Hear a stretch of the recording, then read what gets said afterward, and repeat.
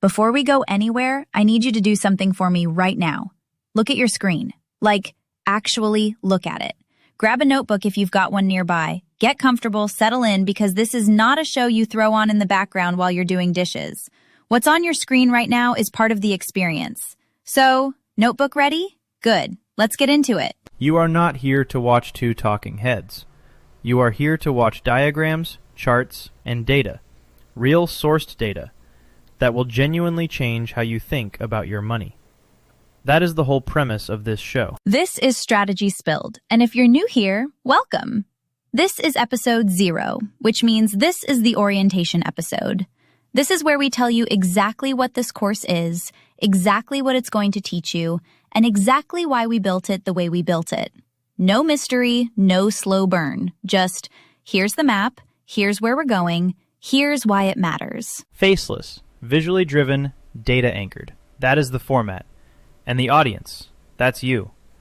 Young adults in your 20s, whether you're in the US, the UK, Canada, Australia. The financial pressures are different in each of those places, but the core problem, remarkably consistent. And we are going to show you the data that proves it. Okay, so, section 2. Who is this actually for? And I want to paint a picture here because I think a lot of people watching this are going to recognize themselves in it. You're doing the things. You got the job. Maybe it's not your dream job, but it's real income. You're getting the paycheck. You're trying to be responsible. You're not like blowing money on ridiculous things. And yet, end of the month rolls around and there's just nothing left. And you're sitting there going, where did it go? I did everything right. Why does it still feel like this? And here's what makes that feeling so important to sit with. It is not anecdotal. Bank of America's 2025 Better Money Habits study, and you can see the source call-out on screen right now. That study looked at Gen Z, ages 18 to 24, and found that 72% of them took active steps to improve their financial health in the last 12 months. 72%. That is not a generation that isn't trying. They were putting money towards savings, 51% of them. 24% were paying down debt. 41% cut back on dining out. 23% started shopping at more affordable grocery stores. These are real behavioral changes. And yet, nearly 2/3 of that same group, 64%, are still primarily focused on just reducing expenses. Still grinding. Still stuck. Right. And when I hear that number, 72% taking action, my gut reaction is actually kind of relief. Because for a long time, I thought I was the only one white-knuckling it and still coming up short. Like, if that many people are actively trying and still feeling stuck, then clearly this is not a me problem. It's something bigger than that. That is exactly the reframe. The effort has been there. The intention has been there. What hasn't been there, for most people, is the map. The map. Yeah. And that's what this whole course is built to be. So let's talk about why effort alone isn't closing the gap. Because I think this is the part that most financial content skips entirely. The structural argument. And it matters a lot. The reason most young adults stay financially stuck is not a discipline problem. It is not an income problem, though income obviously has real constraints and we are not going to pretend otherwise. It is a behavioral infrastructure problem. When you don't have the right systems in place, effort hits a ceiling. And here's the mechanism. Income rises, lifestyle quietly expands to match it. The gap stays the same. You can see this playing out on screen right now. That cycle. Income up, spending up, gap unchanged. I lived this. I remember getting my first real raise at work, like a meaningful bump, and I was genuinely excited. I thought, okay, this is the turning point. And then, 6 months later, I looked at my account and I felt exactly the same. Like somehow I had more income and the same level of anxiety. And I could not figure out why. I was not doing anything dramatically different. I was not buying a yacht. I was just living slightly bigger without really noticing it. And that is not a character flaw. That is psychology operating exactly as designed when there is no structural counter to it.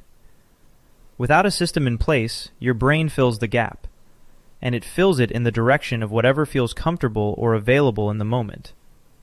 Willpower is not built to fight systems. Systems fight systems, which is the entire premise of what we're building here.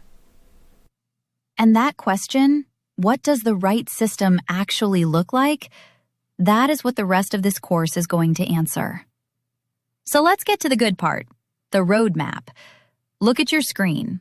Seriously, this is a moment to look at the diagram on screen because we're going to walk through the 5 pillars of this course, and you're going to want to see how they connect.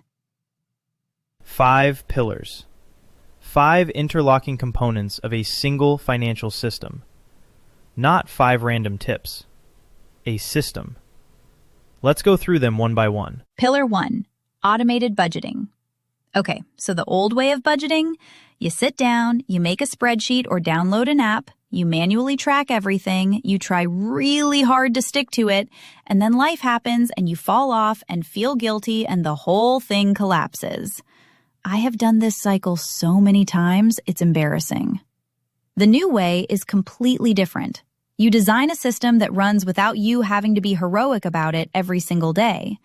Income comes in, and you can see the flow diagram on screen right now.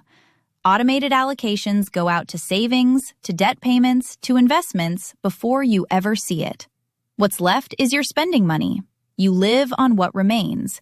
It's not deprivation, it's architecture. And the data backs this up in a really compelling way.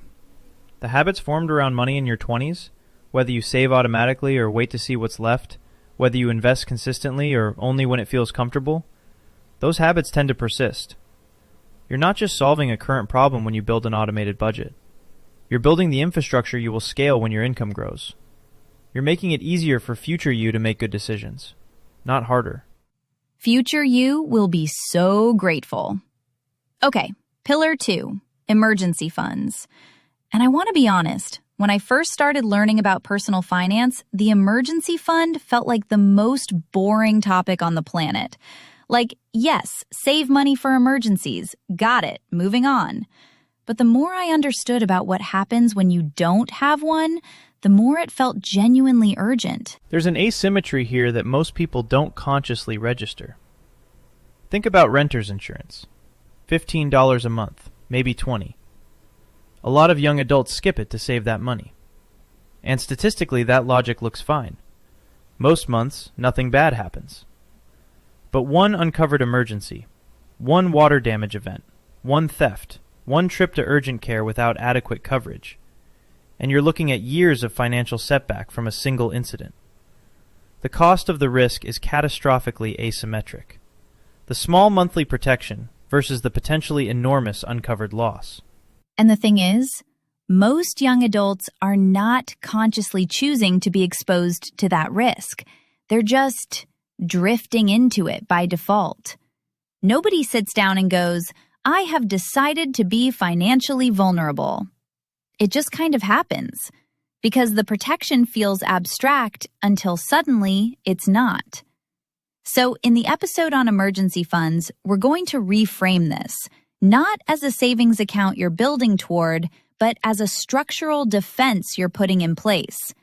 That framing change matters more than you'd think. Pillar 3, debt payoff strategy. Specifically, the snowball versus the avalanche. And I want to name the moment here, because I think everyone watching this has had a version of it. You're looking at multiple debts, maybe a student loan, a credit card, a car payment, and you have no idea which one to attack first. So you just pay the minimums on all of them and feel vaguely guilty about it indefinitely. The vague guilt is so real. It's like a low-grade hum in the background of your financial life. You're not ignoring it, you're not solving it, you're just coexisting with it. And that state can go on for years if nobody ever hands you a framework. So here is the preview. There are 2 proven, research-backed strategies for eliminating debt. The avalanche method, you target the highest interest rate debt first, which is mathematically optimal. You pay less total interest over time. The snowball method, You target the smallest balance first, pay it off, get a psychological win, build momentum. And the right strategy for you depends on your psychology as much as your math. In the episode on this, we'll help you figure out which one fits how you actually operate. Because the best debt payoff strategy is the one you will actually stick to, not the one that looks best on a spreadsheet in a vacuum. Exactly. Pillar 4, consistent micro-investing. And I want to lead with the core insight here because it's genuinely counterintuitive. It is not the amount that matters first, it is the architecture.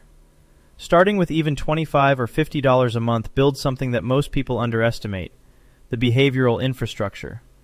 The account is open. The automatic transfer is set. The mental framing of, I am someone who invests, is established. And then when income rises, you are adding to an existing system rather than trying to build one from scratch under pressure. This is the one that trips people up the most, I think, because the cultural narrative around investing is so wrapped up in having a lot of money first. Like, I'll start investing when I have real money to invest. And the data says, no, actually, start with whatever you have now, because the habits formed now are the ones that persist. You do not have to wait. You actually cannot afford to wait. On screen, you can see what consistent small contributions look like over time. That compound growth curve is not magic. It's just math and patience. And pillar 5, mindful spending, which I want to be very precise about because mindful spending is often presented as a willpower challenge. Just think more carefully before you buy things. That framing, I would argue, is completely missing the mechanism. Okay, tell me if this is familiar. It's 11 p.m., you're in bed, you've got your phone. You see a notification. Flash sale, 40% off, ends tonight. You click through. There's a banner. Only 3 left in stock. And something in your brain just shifts. And you buy the thing. And then the next morning, you look at your account and you feel genuinely confused about how that happened. Like, past you made a decision that present you doesn't fully understand. That confusion is the tell, because that purchase was not a rational decision. It was a triggered response to a deliberately engineered system. FOMO marketing is a real, documented strategy. Marketers use emotional triggers like scarcity cues and urgency to drive action before the rational brain can catch up. Limited stock. Hurry while stock lasts. 100 people recently bought this. These are not neutral pieces of information. They are levers designed to bypass your decision-making process. You can see the trigger cycle mapped out on screen. Scarcity cue, urgency, impulse purchase, regret. It's a loop, and willpower alone is not how you break it. So mindful spending in this course is not about becoming more disciplined. It's about redesigning your environment so the trigger never lands in the first place. That's a completely different problem with a completely different solution. And now, look at the full roadmap on screen. All 5 pillars together. Automated budgeting, emergency funds, debt strategy, micro-investing, mindful spending. These are not 5 separate tips you can pick and choose from a la carte. They are 5 interlocking components of a single financial system. Each one reinforces the others. Your automated budget funds your emergency buffer. Your emergency buffer protects your investing habit. Your debt strategy frees up cash flow that feeds back into savings and investment. Your mindful spending system protects the whole thing from the outside. It's one architecture. Okay, and I want to address something you might be wondering, because I would have been wondering it. Why is this show designed the way it is? Why faceless? Why diagrams? Why all the on-screen sourcing? Because honestly, when I was learning this stuff, the content that actually moved the needle for me was visual. Not because I couldn't follow a verbal explanation, but because seeing the debt snowball laid out as a diagram made me go, oh, I see the path. Seeing a compound growth curve made it feel real in a way that just hearing about it didn't. A budget is easier to redesign when you can see its architecture. A debt strategy is easier to choose when you can see both roads side by side. And the sourcing is deliberate. Every claim we make on this show will have a call-out. Not vibes, not opinions, cited, sourced research. The Bank of America 2025 Better Money Habits study that we referenced earlier, you can see on screen exactly how that citation appears.